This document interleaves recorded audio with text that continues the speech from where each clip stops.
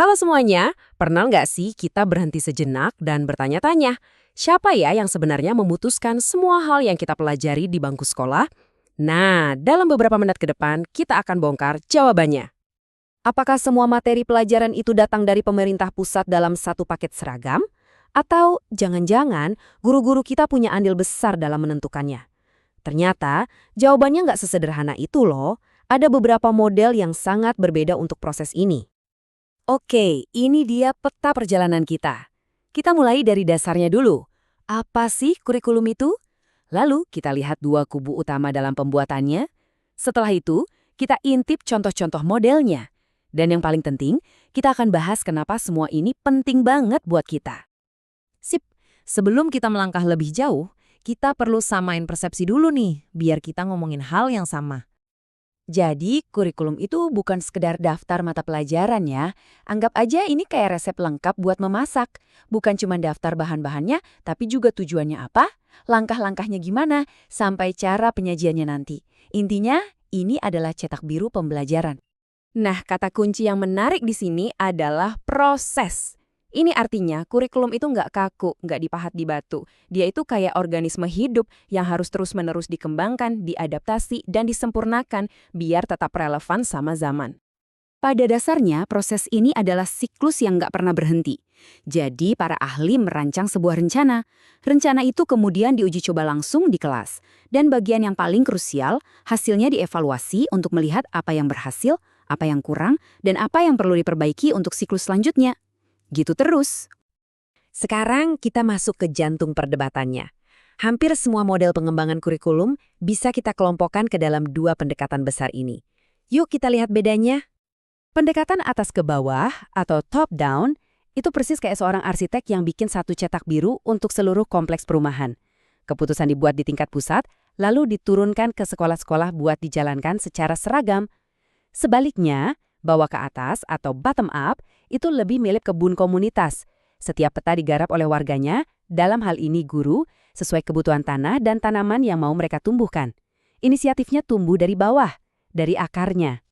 Mari kita lihat lebih dekat beberapa model yang menganut filosofi dari atas ke bawah ini yang biasanya sangat terstruktur dan terpusat.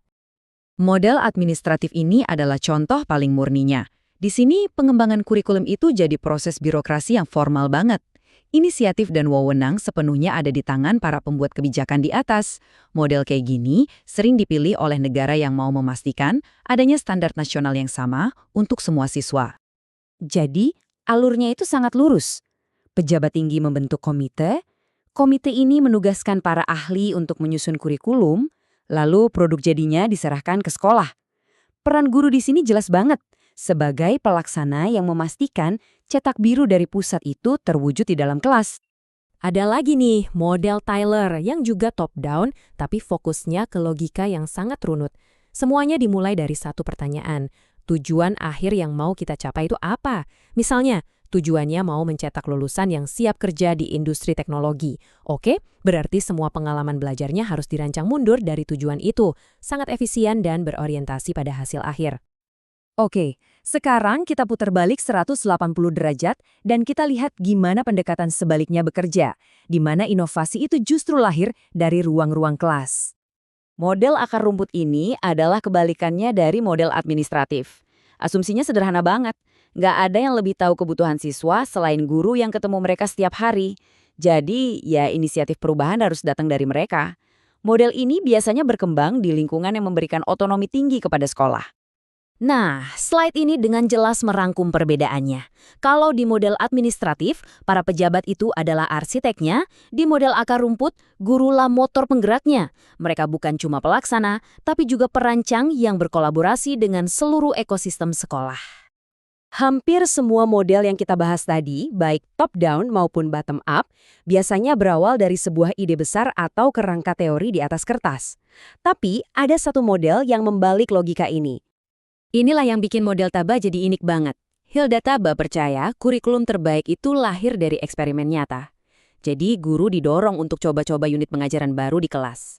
Misalnya nih, seorang guru menemukan cara baru yang sangat efektif buat ngajar sains. Metode itu kemudian dianalisis, dijadikan teori, baru deh disebarkan ke sekolah lain. Jadi prosesnya, praktik dulu, baru teori. Keren kan? Oke, kita sudah lihat berbagai model yang berbeda. Pertanyaan besarnya sekarang, terus kenapa kita harus peduli dengan semua ini? Apa dampaknya buat kita? Ini mungkin pertanyaan yang ada di benak kita semua sekarang. Setelah lihat semua pilihan ini, mana dong yang seharusnya kita pakai? Dan inilah poin kuncinya, tidak ada jawaban tunggal. Memilih model kurikulum itu bukan soal mencari formula ajaib yang berlaku di mana-mana, tapi soal membuat keputusan strategis yang paling pas dengan konteksnya. Pilihan ini sangat bergantung pada situasi. Misalnya, kalau sebuah negara mau memastikan semua siswanya punya standar kelulusan yang sama untuk ujian nasional, model top-down jadi pilihan yang logis. Tapi kalau tujuannya adalah agar sekolah di daerah agraris bisa mengajarkan pertanian modern yang relevan, maka model bottom-up yang digerakkan guru lokal akan jauh lebih efektif. Tentu ini juga soal sumber daya. Model bottom-up menuntut guru yang terlatih dan punya waktu untuk berinovasi. Tanpa itu, model top-down yang menyediakan paket siap pakai mungkin lebih realistis. Sebagai panutup, coba deh renungkan sejenak pengalaman sekolah Anda. Apakah Anda merasa kurikulumnya seragam dan ditentukan dari pusat? Atau Anda ingat guru-guru yang punya kebebasan menciptakan metode belajar yang unik?